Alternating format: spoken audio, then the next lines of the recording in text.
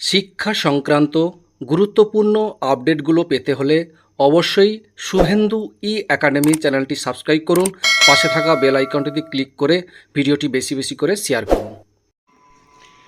নমস্কার, আপনি দেখছেন শুভেন্দু ই একাডেমিক ইউটিউব চ্যানেল। খুবই গুরুত্বপূর্ণ একটা আপডেট। মমতার ঘোষণা মতো রাজ্য সরকারি কর্মীদের 4% অতিরিক্ত ডিএ প্রদান শুরু। খুশির হাওয়া কর্মী মহলে। দেখুন, রাজ্যের মুখ্যমন্ত্রী মমতা বন্দ্যোপাধ্যায়ের ঘোষণা মতো রাজ্য সরকারি কর্মীদের 4% অতিরিক্ত ডিএ প্রদান শুরু হলো।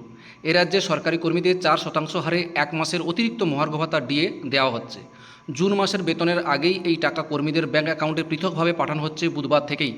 রাজ্যের এই তৎপরতায় খুশি সরকারি কর্মীরা। রাজ্যের সরকারি কর্মীদের মহার্ঘ ভাতা নিয়ে আগেই ঘোষণা করেছিলেন মুখ্যমন্ত্রী মমতা বন্দ্যোপাধ্যায়। রাজ্যের সরকারি কর্মীদের জন্য ভোটের মাঝে ডিএ নিয়ে ঘোষণা করেন মমতা। ভোটের মাঝেই নির্বাচনী জনসভা থেকে বড় ঘোষণা করেন মুখ্যমন্ত্রী মমতা বন্দ্যোপাধ্যায়।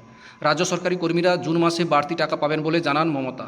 সেই হিসাবে অর্ডার ইতিমধ্যেই প্রকাশ করেছে নবান্ন।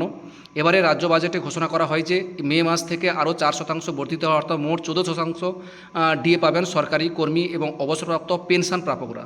লোকসভা ভোট প্রচারের সময় মুখ্যমন্ত্রী মমতা বন্দ্যোপাধ্যায় জানিয়ে দেন এই ডিএ এপ্রিল থেকেই দেওয়া হবে। নির্বাচনী আদর্শ আচরণবিধি উঠে যাওয়ার পরেই দিন কয়েক আগেই রাজ্য অর্থ দপ্তর এপ্রিল থেকে বর্ধিত ডিএ প্রদানের বিজ্ঞপ্তি জারি করেছে।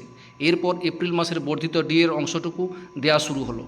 রাজ্যের সরকারি কর্মচারীদের জন্য সুখবর, বর্ধিত মহার্ঘ ভাতা লাগু হবে এপ্রিল থেকেই। আগামী মাসে বেতন ও পেনশন 1 মাসে বাড়তি মহার্ঘ ভাতা পাওয়া যাবে। এর আগে রাজ্য বাজেটের সময় রাজ্য সরকারি কর্মীদের 4% হারে ডিএ বৃদ্ধি ঘোষণা করা হয়েছিল। বলা হয়েছিল মে মাস থেকে সেই বর্ধিত ডিএ কার্যকর হবে। তবে সরকারি কর্মীদের মুখে হাসি ফুটিয়ে নির্বাচনী জনসভা থেকে বড় ঘোষণা করেন মুখ্যমন্ত্রী মমতা বন্দ্যোপাধ্যায়। মেদিনীপুরের এগরার জনসভা থেকে মমতা বন্দ্যোপাধ্যায় বলেন, আমরা সরকারি কর্মীদের পাশে থাকি। আমরা বলেছিলাম বাজেটে বলা আছে যে 1 মে থেকে 4% ডিএ পে কমিশনের টাকাটা দেওয়া হবে। 1 মে মানে আসলে টাকাটা আপনারা হাতে পাবেন 1 জুন। অঙ্ক তাই বলে, কিন্তু আমি তো আপনাদের দিদি হই।